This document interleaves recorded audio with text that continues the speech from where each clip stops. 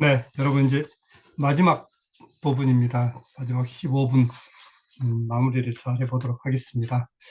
우리가 정책학이 발전되어 오는 역사를 쭉 돌이켜 보면 정책학이 우리 실용적 학문으로 이렇게 대두돼서 발전하기 시작했는데요. 어, 지금 벌써 한 70년이 넘었네요.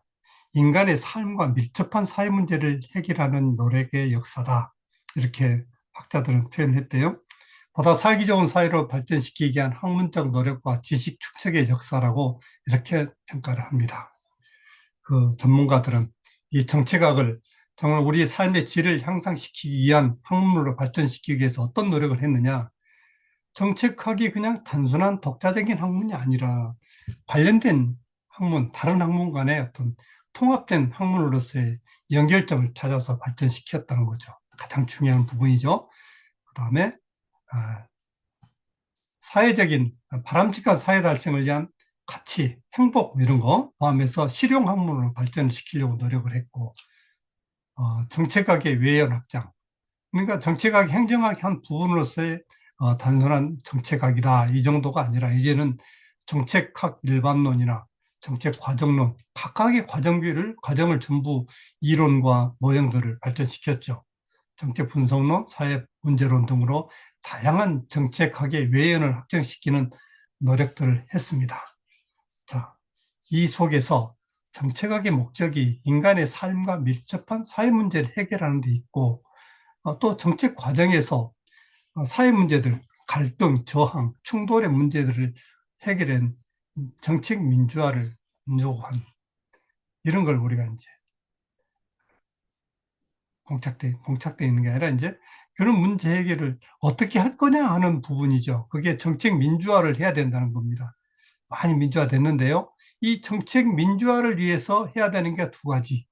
정책 지식의 생성에 있어서의 민주화와 합리적 의사소통에서의 민주화를 하면 정책 민주화를 달성할 수 있다는 거예요. 뭐 제 생각이 아니라 전문가가 이렇게 얘기를 합니다. 정책 지식의 생성은 민주화, 이게 생성이 민주화를 달성해야 되는데 우리의 오늘 정책학과 지식관리의 접점은 바로 이 부분에 있다고 봐요. 들어가 보겠습니다.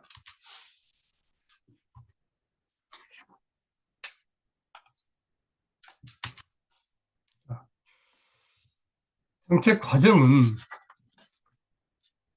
배운 대로 정책 의제 설정으로부터 평가까지 이렇게 진행된다고 했지 않습니까? 지식관리 활동도 아까 네 가지로 이렇게 된다고 얘기했습니다.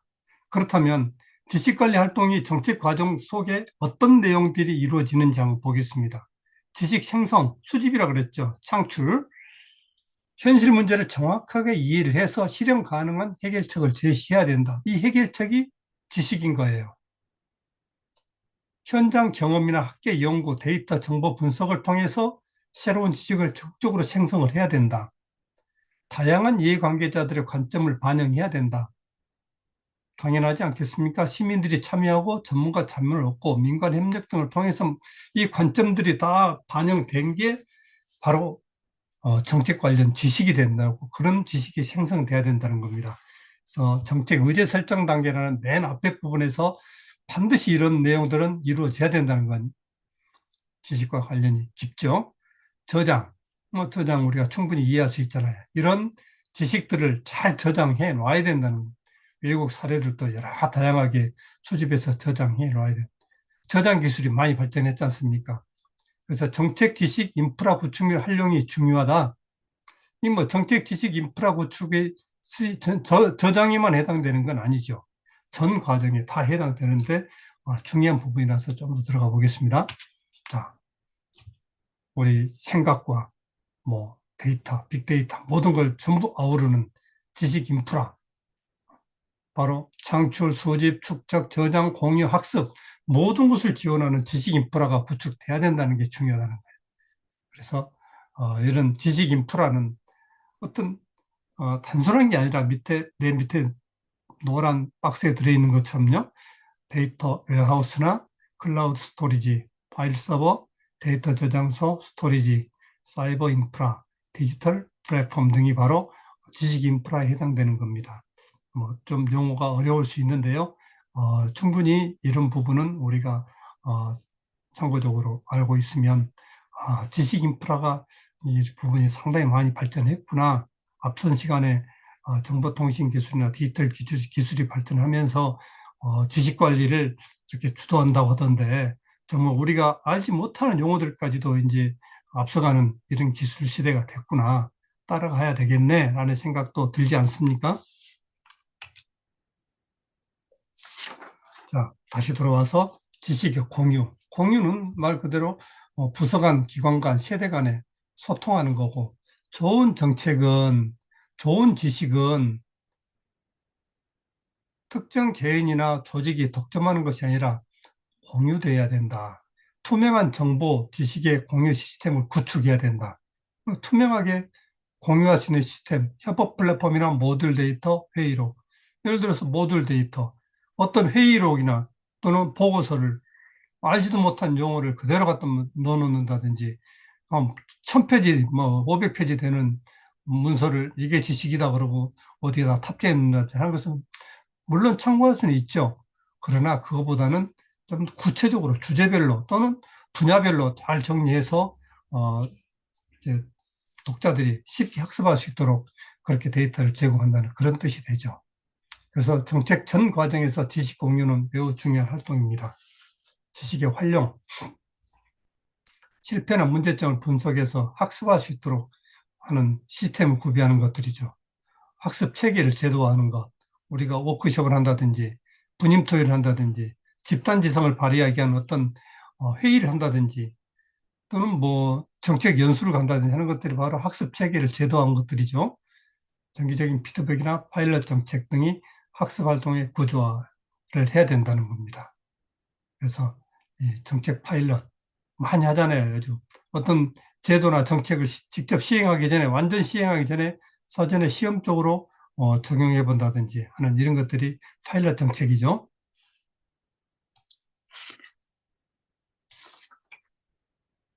자, 이런 지식관리 활동은 정책 과정에 반영이 되었을 때 비효율적 반복에서 벗어나게 하고 정책이 현실성 있고 창의성, 일관성 있게 학습 가능성을 갖추도록 한다. 그다음에 정책 과정에서 자연스럽게 설계되고 조직 문화가 자리 잡을 수 있도록 해야 된다. 그렇게 해야 된다고 생각되지 않습니까?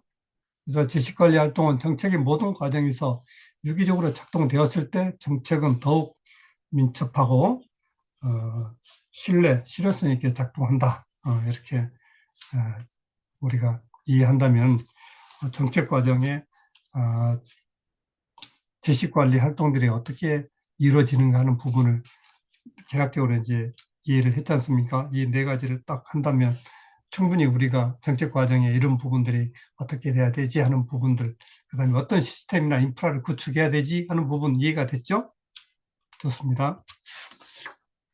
그러면 참고적으로 그러면 정책 과정을 우리가 네 가지로 일단 구분해 봤는데 그 속에서 지식관리 활동은 어떤 것들이 있는가 하는 부분을 참고적으로 보면 의제 설정 단계에서는 뭐 통계 자료나 현장 경험 등이 필요하지 않겠습니까? 이런 것들이 지식이잖아요. 체계적으로 축적, 정밀하게 분석돼서 분석해야 된다. 데이터 그 자체로서 또는 아무나 생각하는 사람에 따라 다르게 이해되는 그런 데이터나 정보는 지식이 아니라 그랬잖아요. 그래서 이렇게 정밀하게 분석돼야 된다. 이해 관계자들의 지식이 다 수집돼서 공유돼야 된다. 그래야만이 정책 제안, 정책 의제의 질이 향상된다는 거죠. 그랬을 때 정책 결정 단계에서 의사 결정자가 그 지식을 참고해서 결정하잖아요. 그다음에 정책 집행 단계에서는 공유와 학습, 그다음에 부서 간의 협력, 집행의 오류 최소화할 수 있다는 거죠. 지식 관리를 했을 때 평가, 평가 결과를 체계적으로 기록해서 공유하고 학습하는 정보를 구현할 수 있다. 이런 것들이 이제 정책 과정 속에 다시 아까 있는 활동들을 연결시켜 보는 겁니다. 참고로 아시면 이해가 될 것 같아요. 그럼 오늘의 마지막 주제, 정책 민주화입니다. 정책을 민주화에는 결국은 합리적인 의사소통 과정이 거쳐져야만이 정책 민주화가 이루어진다 하는 그런 뜻입니다. 그러니까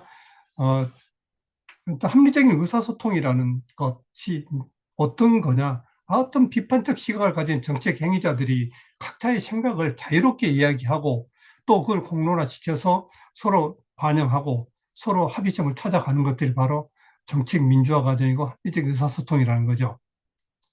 정책 민주화가 되기 위한 조건을 저는 두 가지로 봤습니다.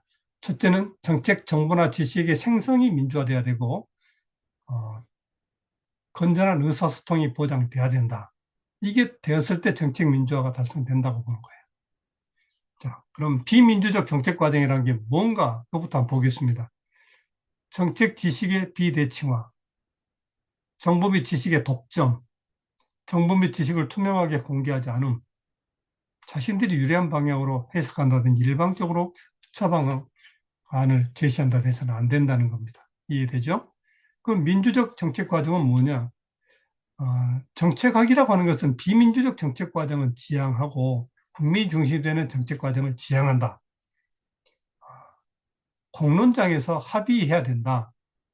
민주적 의사소통이 활발하게 이루어지기 위해서는 시민 참여가 보장돼야 된다. 시민 참여.